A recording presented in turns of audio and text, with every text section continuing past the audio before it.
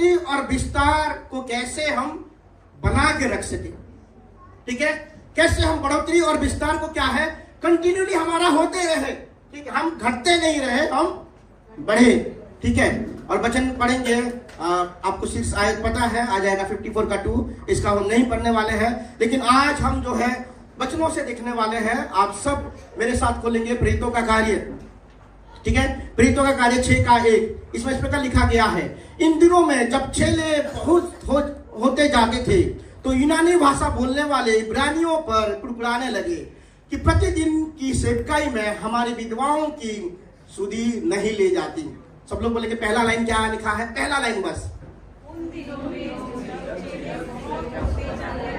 चेले बहुत होते जाते थे, मतलब क्या लिखा गया है, इंक्रीज हो रहा था कि नहीं। उस समय में बढ़ोतरी हो रहा था, मसीह का कलीसिया का बढ़ोतरी हो रहा था। चेले लोग, विश्वासी छोड़ो, चेले लोग बढ़ रहे थे। ठीक है, अभी हम बोले विश्वासी कितना है, हमें पता है चेले कितना है। कलीसिया का स्ट्रेंथ चेलों में पता चलता है। ठीक है, और चेले डिसाइपलशिप करने से नहीं। ठीक है, वो वाला चेले नहीं।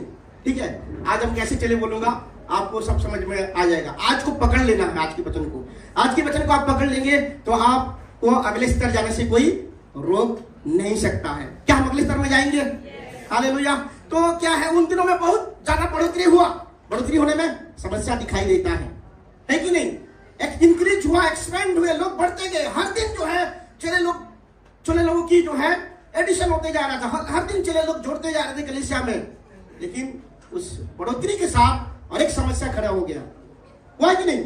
जब इंक्रीज होगा, जब बढ़ेंगे तो समस्या दिखेगा। ठीक है, क्या होगा, समस्याएं नजर आएंगे, आना ही है। आप बोल नहीं सकते कि समस्या नहीं आने वाला है। जब दो लोग होंगे तो मनमुटाव होना ही है। ठीक है, होना ही होगा कि नहीं, इसको एग्री करेंगे। यस, लेकिन प्रभु का सॉल्यूशन कुछ अलग है। ठीक है, प्रभु समस्या में बढ़ाते हैं। ठीक है, प्रभु क्या है, उस समस्या में भी और ज्यादा बढ़ाते हैं। बाकी लोग समस्या में गिर जाएंगे, लेकिन धर्मी जन उठ खड़ा होगा। ठीक है, तो उन दिनों में जब चेले लोग बहुत होते जाते थे, एक समस्या खड़ी हो गई। क्या समस्या? 2 ग्रुप बन गए। एक ग्रुप कौन सा था, यूनानी की ग्रुप, और एक इब्रानी की ग्रुप। क्यों झगड़ा हुआ? उन दोनों में से मतमुटाव क्यों हुआ कि जो है जो यूनानी भाषा के लोग कंप्लेन करने लगे कि इब्रानियों के ऊपर कुड़कुड़ाने लगे कि ये लोग जो है हमारी यूनानी भाषा वाले विधवाओं को ठीक से देखभाल नहीं कर रहे हैं, और अपने जो है इब्रानी वाले जो विधवाओं को उनको देखभाल कर रहे हैं। समस्या हुआ है कि नहीं? जब बढ़ोतरी हुआ, क्या हुआ, समस्या है कि नहीं। और उनको किसके पास खबर पहुंचा? प्रेरितों के पास। जो 12 चेले, जीसस के 12 चेले, प्रेरितों के पास खबर पहुंचा। तो उन्होंने क्या बोला, आज मैं 3 बातों को बोलने वाला हूं, और 3 बातों एक करके नहीं बोलने वाला हूं। ठीक है, एक साथ 3 बातें जाएगा। तो चेले लोगों के पास पहुंचा, और चेले लोगों ने क्या कहा, देखेंगे 6 का 2 में। तब उन 12 ने चेले की मंडली को अपने पास बुलाकर कहा, यह ठीक नहीं कि हम परमेश्वर का वचन छोड़कर खिलाने पिलाने की सेवा में रहे। ठीक है, क्या बोले भाई, ठीक है समस्या आया है, और इस समस्या को जो है हम इतना भी तवज्जो नहीं देने वाले हैं। हमारा तवज्जो क्या है, परमेश्वर का वचन का जो तवज्जो है उसको हम नहीं घटाने वाले हैं इस समस्या की वजह से। तो सबसे पहला पॉइंट क्या है, अगर आपको मेंटेन करते रहना है, अपने आप को बढ़ोतरी की अवस्था में रखना है, तो प्रभु का वचन का स्थान जो प्रभु ने रखा है उसको कभी नीचे नहीं करना। कुछ भी हो जाए, प्रभु का वचन का जो ओहदा है उसको कोई भी समस्या आ जाए, कोई भी मुश्किलें आ जाए, कोई भी बाधाएं आ जाए, जो आपको प्रायोरिटी देना है प्रभु के वचन को, वो प्रायोरिटी कभी कम नहीं होना चाहिए। कोई भी बाधाएं आ जाए, जितना समय आप प्रभु के वचन को देते हैं, जितना महत्व आप प्रभु के वचन को देते हैं, जितना ऊंचा स्थान आपने प्रभु के वचन को दिया है, वो ऊंचा स्थान प्रभु का वचन आपके नजर में कभी गिरना नहीं चाहिए। हालेलुया। समस्या आएंगे, आप पढ़ेंगे तो मुश्किलें आएंगे, लेकिन आप अगर प्रभु के वचन को पहला स्थान दिया है, अगर आप प्रभु के वचनों के अनुसार चलते हैं और प्रभु का वचन आपके लिए प्रायोरिटी है, तो समस्या का समाधान हो जाएगा यीशु मसीह के नाम से। हालेलुया। तो क्या बोला उन्होंने, उन 12 ने चेले की मंडली को अपने पास बुलाकर कहा, चेलों की मंडली, विश्वासी की मंडली नहीं भाई, चेलों की मंडली। आज हम सब चेले की मनोस्था को मानेंगे। ठीक है, सब लोग क्या है, चेलों की मनोस्ता का, चेलों की मंडली को अपने पास बुलाकर कहा यह ठीक नहीं है कि हम परमेश्वर के वचन को छोड़कर खिलाने पिलाने की सेवा करें। हम जो है सबसे बड़ी सेवा क्या है? वचनों की सेवा। सबसे बड़ा काम क्या है? वचन। सबको बड़ा, सबसे बड़ा क्या रिसीव करना है? आपको खाना रिसीव करना है, प्रभु की वचन को रिसीव करना है। इसको अगर आपने पा लिया तो सब कुछ पा लिया। ये सब कुछ चीजों का, सारी चीजों का सोर्स क्या है? प्रभु का वचन है। और उन्होंने क्या कहा? 6 कोई पढ़ेगा?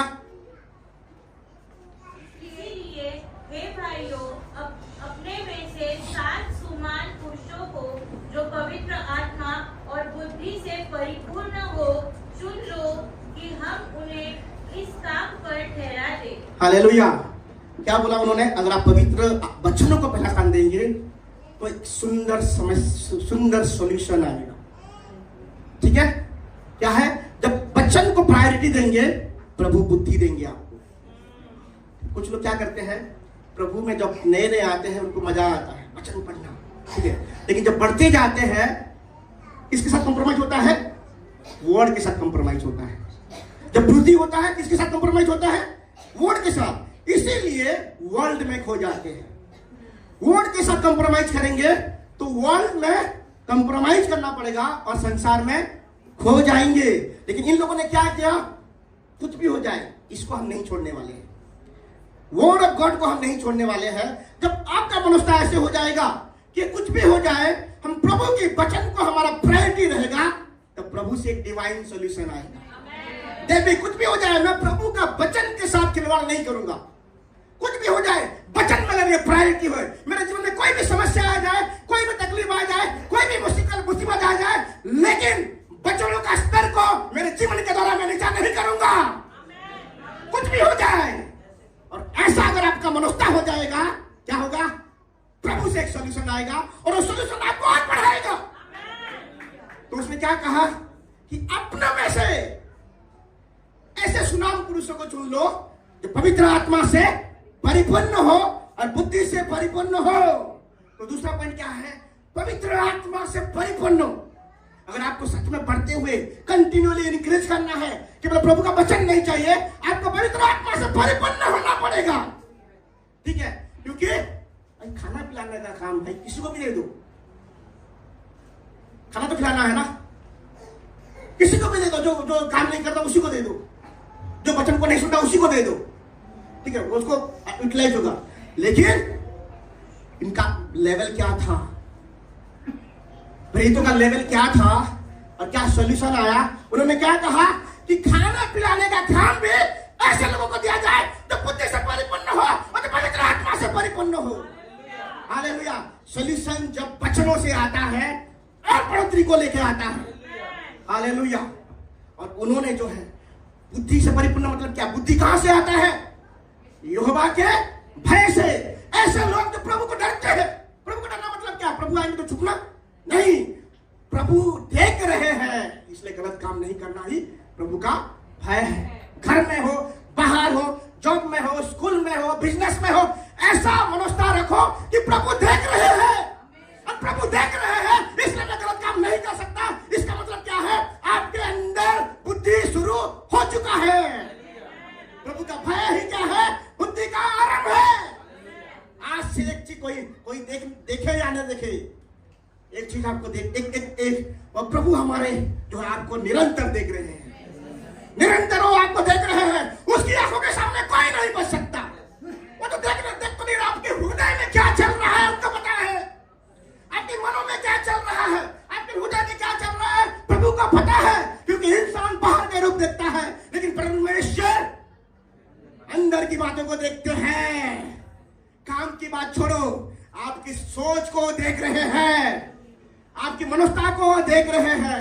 बुद्धि से परिपूर्ण और पवित्र आत्मा से परिपूर्ण ऐसे लोगों को चुनो जो खिलाने पिलाने के काम को देखेंगे। 4 में क्या लिखा गया मैं पढ़ लेता हूं आपके लिए। परंतु लेकिन हम तो जो काम करते आ रहे हैं उस काम को कंटिन्यू करते रहेंगे। चाहे कुछ भी हो जाए समस्या आएगा। क्या है? समस्या आएगा कि नहीं? कौन कह सकता है मेरे जीवन में समस्या नहीं आएगा? कौन कह सकता है? कोई है? समस्या आएगा आपके जीवन में, लेकिन परंतु जो काम, जो बच्चों को जो आप ओहदा दिए हैं, उसका ओहदा जो है कभी कम नहीं होना चाहिए। 6 अक्षर में लिखा गया है, परंतु हम प्रार्थना में और वचन की सेवा में लगे रहेंगे। चाहे समस्या कोई भी आ जाए, वचनों की सेवा में लगे रहो, तभी वृद्धि और विस्तार को कंटिन्यू कर सकते हैं, नहीं तो नहीं कर सकते हैं। और उन चेलों की मंडली को ये सारी चीजें अच्छा लगा। किसको लगा अच्छा? चेलों की मंडली को। सबसे पहले क्या चाहिए हमें? प्रभु का वचन। बहुत सारे लोग बाइबल बहुत पढ़ते हैं, बाइबल, बहुत सारे लोग बहुत बाइबल पढ़ते हैं, और एक कैटेगरी के लोग ऐसे हैं जो बहुत प्रार्थना करते हैं, बाइबल नहीं पढ़ते हैं, बहुत ज्यादा प्रार्थना करते हैं। आधा अधूरा, कभी भी आधा अधूरा हमेशा गड़बड़ होता है, ठीक है? आधा अधूरा हमेशा गड़बड़ी में लेके जाएगा। कुछ लोग बहुत बाइबल पढ़ते हैं, प्रार्थना नहीं करते हैं। कुछ लोग प्रार्थना ज्यादा करते हैं, बाइबल नहीं पढ़ते हैं। कुछ लोग बाइबल और प्रार्थना करते रहते हैं, लेकिन चेले नहीं बने अभी। तीसरा पॉइंट क्या है? चेलों की मनोस्था। क्या है? चेलों की मनोस्था होना बहुत ज्यादा जरूरी है। चेले कौन है? कौन है चेले? कोई कहेगा कौन है चेले? चेले वो होता है जिनका ये काम नहीं करता है, काम करता है लेकिन इसके नहीं सुनते, उसको सुनते हैं। क्या है? विश्वासी वो होता है जो ये इसका सुनता है, मनों की सुनता है। विश्वासी मन मर्जी कर सकता है, ठीक है? विश्वासी मन मर्जी कर सकता है, चेले नहीं कर सकता मन मर्जी, क्योंकि चेला का गुरु होता है। बिना गुरु का कोई चेला देखा आपने? है गुरु चेला? बिना गुरु का कोई चेला देखा है? अगर आप चेलों की मनोस्था है तो यीशु को अपना क्या कहना है? गुरु बनाना है। इसका मतलब जो यीशु कहता है मुझे, उसको मैं कोई भी हालत में उसको नकार नहीं सकता हूं। जो जीसस ने मुझे कहा है, जो वचन ने मुझे कहा है, जो पवित्र आत्मा मुझे अगुवाई दिया है, जिस मोमेंट में मैंने उसको नकार दिया, उसी समय मैंने चेले बनने का अधिकार को खो दिया। विश्वासी का मर्जी हो सकता है। भाई आज तकलीफ है, थोड़ा ठीक है, थोड़ा आराम करता हूं, आज नहीं जाता हूं चर्च, आज बाइबल नहीं पढ़ता हूं, आज प्रार्थना नहीं करता हूं। किसकी माइंडसेट है? विश्वासी की मनोस्था है। किसकी मनोस्था है? विश्वासी के। चेलों का मनोस्था ऐसा है? चेलों का कोई मनोस्था, चेला मतलब एक बार पीछे हो गए, मतलब अब कुछ नहीं चलने वाला तुम्हारा, अब कुछ चलेगा? कुछ नहीं चलने वाला। जो यीशु कहेंगे वही चला करेगा। तो सबसे पहले क्या है? प्रभु का वचन चाहिए, और सबसे पहले वचन नहीं, वचन को पहला स्थान देना। वचन को पहला स्थान देना मतलब केवल वचन को पढ़ना नहीं, वचनों के अनुसार बदलना, वचनों के अनुसार चलना। इसीलिए कहा गया है, बहुत सारे लोग अब बिना हाथ धोए, बिना नहाए कोई इंपॉर्टेंट जगह पे जाते हैं नहीं जाते ना? कोई इंपॉर्टेंट मीटिंग है, कोई इंटरव्यू है, ठीक है, अच्छे से साफ सुथरा होकर जाते हैं कि नहीं? यीशु के पास आना है, कैसे साफ सुथरा होकर आएंगे कि नहीं? कैसे? कौन धोता है हमें? प्रभु का। बहुत सारे लोग बिना वचनों के प्रभु के पास आते हैं। कैसे? बिना वचन। आपका प्रार्थना जो है वचनों के द्वारा क्या होना चाहिए? अगुवाई होना चाहिए। जो प्रार्थना वचनों के द्वारा नहीं है वो केवल क्या है? एक बोली हो जाता है। तो वचन आपको प्रेरणा देना चाहिए कि आप प्रार्थना करें। वचन आपको जो है धक्का देना चाहिए कि आप प्रार्थना करें। और जो वचन आपको प्रार्थना करने के लिए मजबूर करता है, उसमें सामर्थ्य रहता है। आप पढ़िए वचन को, और वचन को रिसीव कीजिए, पढ़ते पढ़ते रिसीव कीजिए, और तुरंत प्रार्थना करने के लिए जाइए। वही वचन को प्रार्थना कीजिए, आप सामर्थ को महसूस करेंगे अपने जीवन में। हालेलुया। क्या आप करेंगे? और परमेश्वर का। तो उन्होंने क्या कहा कि समस्या तो आ गई है, फूड आ गया है, बढ़ोतरी में फूड आ गया है, और कंप्लेन जो है पीड़ितों के पास पहुंचा है। पीड़ितों लोगों ने क्या कहा कि कुछ भी हो जाए, ये हमारे लिए अच्छा नहीं है कि हम प्रभु के वचन को जो है नीचे करें। प्रभु का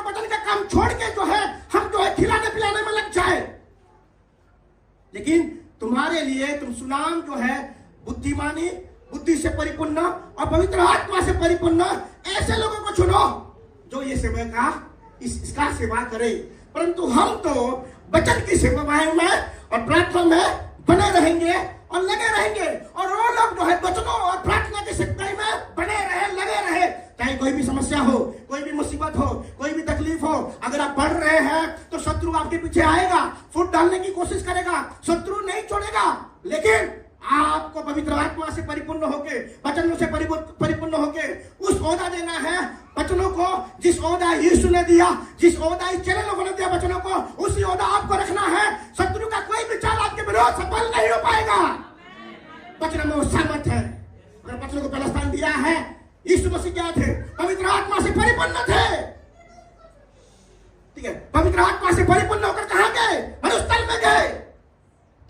दूसरा पद क्या था? पवित्र आत्मा से परिपूर्ण होना है, तभी आप जो है उस बढ़ोतरी को कंटिन्यू कर पाएंगे। शत्रु आएगा। यीशु मसीह जब पवित्र आत्मा में परिपूर्ण थे, तभी कौन आया? तभी शत्रु आया उनको परीक्षा लेने के लिए। यीशु मसीह किसके द्वारा उसको पराजित किए? वचनों के द्वारा उसको पराजित किए। पवित्र आत्मा परिपूर्ण नहीं है तो वचन कौन याद दिलाता है?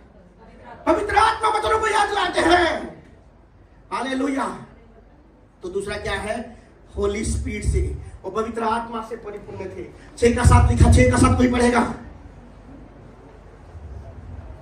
परमेश्वर का वचन फैलता गया और यरूशलेम में चेलों की गिनती बहुत बढ़ती गई, और याजकों का एक बड़ा समाज इस मत को मानने वाला हो गया। हालेलुया।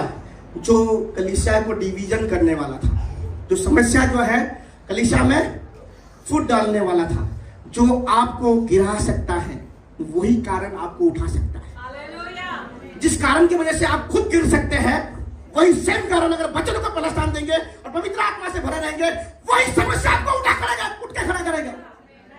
वही समस्या के द्वारा आप जो है खड़े हो जाएंगे इस समस्या के नाम से। वही है सामर्थ, वचन और पवित्र आत्मा का सामर्थ वही है। ठीक है, कलीसिया विभाजित होने के लिए जा रहा था, लेकिन क्या हुआ? जब इन्होंने वचनों को प्रायोरिटी दिया और ऐसे कामों में भी जो है खाना पिलाने के कामों में भी पवित्र आत्मा से परिपूर्ण और जो है बुद्धि से परिपूर्ण ऐसे लोगों को उन्होंने खड़ा किए, तो कलीसिया चेलों से बढ़ने लगा। केवल चलो के नहीं, याजकों की समाज, याजकों की समाज जो है इसी मत में जीसस को जो है उद्धारकर्ता के रूप में मानने लगे। हालेलुया। आपको मुश्किल के समय में खड़ा रहना है। मुश्किल समय ही आपको बनाता है। मुश्किल समय में क्या प्रायोरिटी दिया है जीसस को? क्या प्रायोरिटी दिया वचनों को? वचनों के स्टैंडर्ड को आपने गिराया क्या? आपने कॉम्प्रोमाइज करने के द्वारा? प्रेरित लोगों ने क्या है? कॉम्प्रोमाइज नहीं की, कोई समझौता नहीं। वचनों के साथ कोई समझौता है? कोई कुछ भी हो जाए, जो प्रभु के वचन कहा है उसके नीचे मैं नहीं जाने वाला हूं। उसका आज्ञा तो मैं पालन करूंगा, चाहे कोई बुरा बोले, चाहे कोई अच्छा बोले। और क्या है? पवित्र आत्मा से परिपूर्ण। हालेलुया। तो कौन था? स्तिफनुस को चुना, फिलिपुस को चुना, और 5 लोगों को, 7 सुनाम पुरुषों को चुना। प्लीज खड़े सब बैठे रहे, प्लीज बैठे रहो। ठीक है, 5 सुनाम पुरुषों को चुना उन्होंने, 7 सुनाम पुरुषों को चुना। किसके लिए? खाने पिलाने के काम करने के लिए, और पवित्र आत्मा से परिपूर्ण थे। लेकिन आगे दिखा दिया कि ये लोग प्रचार कर रहे हैं। कौन? यही स्तिफनुस प्रचार कर रहा है। उसको चुना गया था प्रचार करने के लिए। फिलिपुस प्रचार कर रहा है, उसको चुना गया था प्रचार करने के लिए। क्यों प्रभु ने उनको खड़ा किया? क्योंकि उनका मनोस्ता चेलों की मनोस्ता था। उनका मनोस्ता क्या था? चेलों की मनोस्ता था। जो हमें काम दिया जाता है वो हम करेंगे। ठीक है, जो प्रभु हमें जो भी छोटा सा काम क्यों ना हो, लेकिन जो प्रभु हमने काम दिया है उस काम को हम बखूबी से करेंगे, प्रभु का दिया हुआ काम मानकर। उन्होंने नहीं, कभी नहीं लिखा, वचन में नहीं लिखा कि खिला पिला रहे थे, कभी नहीं लिखा गया है। यही नहीं लिखा गया है कि फिलिपुस और स्तिफनुस जो है खाना खिला रहे थे। खिलाए होंगे, बट वचनों में नहीं लिखा गया है। आगे क्या लिखा गया है? कि ये लोग वचन के प्रचार कर रहे हैं। आगे लिखा गया 6 का 7 के बाद लिखा गया है कि स्तिफनुस जो पवित्र आत्मा के सामर्थ्य से भरकर वचनों का प्रचार करने लगा। पवित्र आत्मा की सामर्थ्य बनना मतलब क्या है? पवित्र आत्मा से परिपूर्ण होना मतलब क्या है? कोई बोल सकता है? इसका मतलब आपके पर्सनालिटी का ऐसा कोई भी पार्ट ना रहे जहां पवित्र आत्मा का प्रभाव ना हो। ठीक है, आपका व्यक्तित्व का कोई भी ऐसा जगह ना रहे जहां पवित्र आत्मा का इन्फ्लुएंस ना हो। यही होता है पवित्र आत्मा में परिपूर्ण होना। कुछ लोग सिर्फ प्रार्थना के टाइम पे बोलते हैं पवित्र आत्मा से परिपूर्ण कर, प्रार्थना बंद हो गया, पवित्र आत्मा का परिपूर्णता भी। ग्लास में पानी फुल है तो उसको फुल बोलते हैं, है कि नहीं? पूरा ग्लास पानी में भरा हुआ है। ऐसे अगर आपका सोच, आपका विचार, आपका हर एक जगह, हर एक जो है सिस्टम जो है, ठीक, हर एक सोच जो है, हर एक दिशा जो है, अगर पवित्र आत्मा के द्वारा नियंत्रित है, तब क्या करेंगे आप? पवित्र आत्मा से परिपूर्ण है। अगर आपको बढ़ोतरी को मेंटेन करना है तो क्या होना पड़ेगा? पवित्र आत्मा में परिपूर्ण होना पड़ेगा। इसीलिए जब स्तिफनुस को भी मारा गया, है कि नहीं? मारा गया कि नहीं? वही प्रचार करने लगा, खाना बनाने का काम उसको दिया गया था, वो प्रचार करने लगा और प्रभु का वचन फैला, ठीक है। और सताव हुआ, किसको ऊपर सताव हुआ? स्तिफनुस के ऊपर सताव हुआ। क्यों? खाना खिला रहा था इसलिए नहीं, प्रचार करना शुरू कर दिया, ठीक है। कोई भी काम छोटा नहीं होता है, पर चेलों की मनोस्था होना चाहिए। चेला कभी ना नहीं बोल सकता, चेला कभी ना बोलेगा। बहुत सारे यीशु मसीह के पीछे आने के लिए तैयार थे, और यीशु मसीह ने उनको ना नहीं बोला। यीशु मसीह ने ये कंडीशन बताया कि भाई मेरे पीछे आएगा तू, मेरे पास तो खुद का जगह नहीं है, मैं तुझे क्या जगह दूँ? मेरी भाषा में बोल रहा हूँ, और जो रहने का खुद का जगह नहीं है, वो सोचा कि भाई मुश्किल है। उसके बाद जब खुद का जगह नहीं तो वो पीछे हट गया। कोई लोग आना चाहते थे, क्या बोला कि यीशु ने कुछ लोगों को बुलाया, उन्होंने क्या बोले कि पहले जाता हूँ, मेरे जो है पापा मम्मी को बाय बाय बोल के आता हूँ। मतलब वो जब तक इस संसार में रहे तब तक मैं सेवा नहीं कर सकता, ठीक है, ठीक है। मतलब बाय बाय बोलना मतलब क्या है? जब तक है मैं उनका सेवा करूंगा, उसके बाद उनकी गुजर जाने के बाद मैं सेवा में आऊंगा, ठीक है भाई, बाय बाय करते रहो, जीसस ने बोला। और मतलब क्या है कि जीसस ने क्या कहा कि अपना बोझ मुझे दो। क्या है? अपना बोझ, जिम्मेदारी मुझे दो, मेरी जिम्मेदारी को ले लो, क्योंकि हमारा जिम्मेदारी बहुत भारी है कि नहीं? हम लोगों का जिम्मेदारी बहुत भारी है, और हमें हमका जिम्मेदारी लेना चाहते हैं, फिर भी हम भारी जिम्मेदारी को पसंद करते हैं। कितना क्या बोलूं और मैं, ठीक है। हम जो है भारी जिम्मेदारी हमें पसंद आता है, बोझ को उठाना पसंद है। प्रभु बोले मेरा बोझ हल्का है, हल्का है। मैं तो वही प्रार्थना करता हूं।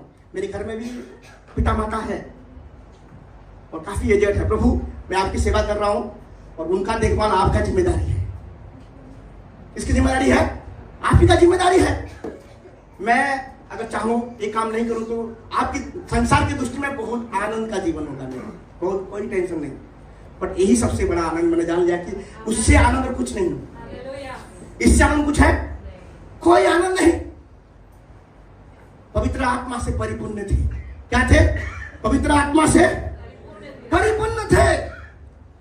इसीलिए जब पथराव भी हो रहा था उसी समय भी, कोई पढ़ेगा 7:54, कोई पढ़ेगा 7:54। ये बातें सुनकर वे जल गए और उस पर दांत पीसने लगे। हम आगे पढ़ेंगे। परंतु उसने पवित्र आत्मा से परिपूर्ण होकर स्वर्ग की ओर देखा और परमेश्वर की महिमा को और यीशु को परमेश्वर के दाहिनी ओर खड़ा हुआ देखकर कहा। हालेलुया। बस इतना ही। देखो ये प्रचार करने लगा और बाहर जगह में प्रचार कर रहा है, तो लोगों तो कुछ लोग रिसीव करेंगे और कुछ लोग तो उसको विरोध करेंगे ही करेंगे, ठीक है। और जो है स्तिफनुस के ऊपर क्या आया? सताव आया, दांत पिसने लगी। और उसी समय क्या बोल रही है? क्या हो रहा है? पवित्र आत्मा से परिपूर्ण। क्या है? उसी समय, जिस समय लोग पत्थर मार रहे हैं उसको, उसी समय क्या हो रहा है? पवित्र आत्मा से परिपूर्ण। हमें कोई कुछ बोल दे,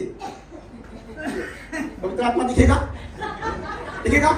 हम तो उल्टा, तो तेरे अंदर जो जितनी जो है संसार की आत्मा है, मेरे अंदर ज्यादा है, मैं और दोष सुनाऊंगा। पवित्र आत्मा से भरे हैं हम? नहीं, पवित्र आत्मा से भरे हैं।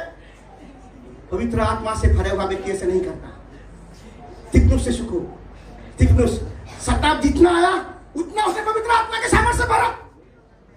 जो लोग उसको पत्थर मार रहे थे, उसी लोगों के लिए उसने प्रार्थना पवित्र आत्मा से भरा हुआ लोग कर सकता है, पवित्र आत्मा से परिपूर्ण हुआ लोग कर सकता है, और कोई नहीं कर सकता है। केवल यीशु के नाम से बपतिस्मा लेना काफी नहीं है, पवित्र आत्मा से परिपूर्ण होना बहुत जरूरी है। अगर आपको बढ़ना है, किससे? पवित्र आत्मा से परिपूर्ण। उसको मार रहे हैं, पत्थर से मारना, तड़पा तड़पा कर उसको मार रहे थे। आपके जीवन में मुश्किलें आएंगे, बाधाएं आएंगे, लेकिन उस समय में भी आपको क्या करना है? पवित्र आत्मा से मुझे भर, पवित्र आत्मा से मुझे परिपूर्ण कर। इसी समय में भी आपका शरीर का जो है कोई भी जो है प्रभाव, कोई भी आत्मा की बातें जो है, इस मांसमय शरीर की आत्मा की बातें आपके मुंह से बाहर निकलना नहीं चाहिए। वही होता है पवित्र आत्मा से परिपूर्ण। जो भरा हुआ है वो आएगा, ठीक है। अगर सच में आप पवित्र आत्मा से भरा हुआ व्यक्ति हो, चाहे कोई भी कुछ ना कहे आपको, आप उल्टा जवाब नहीं देंगे।